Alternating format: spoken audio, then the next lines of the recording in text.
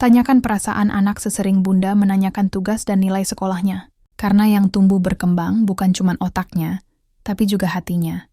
Kalimat ini sangat menyentuh dan menyadarkan kita bahwa anak bukan hanya makhluk akademik, tapi juga makhluk emosional. Sayangnya, banyak orang tua terutama yang sangat peduli pada pendidikan, tanpa sadar hanya fokus pada nilai, tugas, dan prestasi, namun lupa menanyakan bagaimana perasaan anak hari itu, bagaimana hatinya menjalani hari-hari, dan apa yang kena dia alami secara emosional. Mengapa menanyakan perasaan anak itu penting? 1. Perasaan adalah fondasi tumbuh kembang yang sehat. Anak yang sering diajak bicara tentang perasaannya akan lebih mengenal dirinya sendiri. Ia belajar mengenali marah, kecewa, senang, takut, bahkan bingung. Ini membantunya tumbuh. Jadi pribadi yang pintar secara emosional, emotional intelligence, bukan hanya secara akademik. 2. Anak merasa didengarkan dan dihargai saat orang tua bertanya, "Kamu tadi sedih ya?" Atau ada yang bikin kamu kesal di sekolah. Anak akan merasa bahwa emosinya valid, dan dia punya tempat pulang yang aman. 3. Membuka ruang komunikasi yang sehat. Jika dari kecil anak terbiasa ditanya soal perasaan, dia akan terbuka hingga remaja.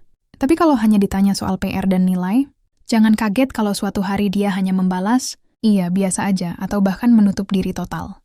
Yang sering terjadi di dunia nyata. Orang tua, tugasmu udah selesai belum? Nilai ulanganmu berapa? Kamu harus lebih rajin biar juara kelas. Anak tidak pernah ditanya, "Tadi kamu seneng gak belajar sama temenmu?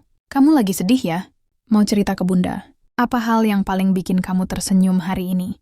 Ini menciptakan anak yang merasa dicintai hanya kalau berprestasi, dan tumbuh jadi pribadi yang mengejar pengakuan eksternal tapi kehilangan jati diri dan harga dirinya.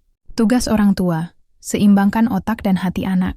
Jangan hanya tanya berapa nilainya, tapi juga tanya kamu seneng gak dengan proses belajarnya. Jangan hanya puji saat dia ranking, tapi juga peluk saat dia berani jujur mengakui gagal. Jangan hanya bangga ketika anak disiplin belajar, tapi juga hadir ketika anak diam dan menangis diam-diam.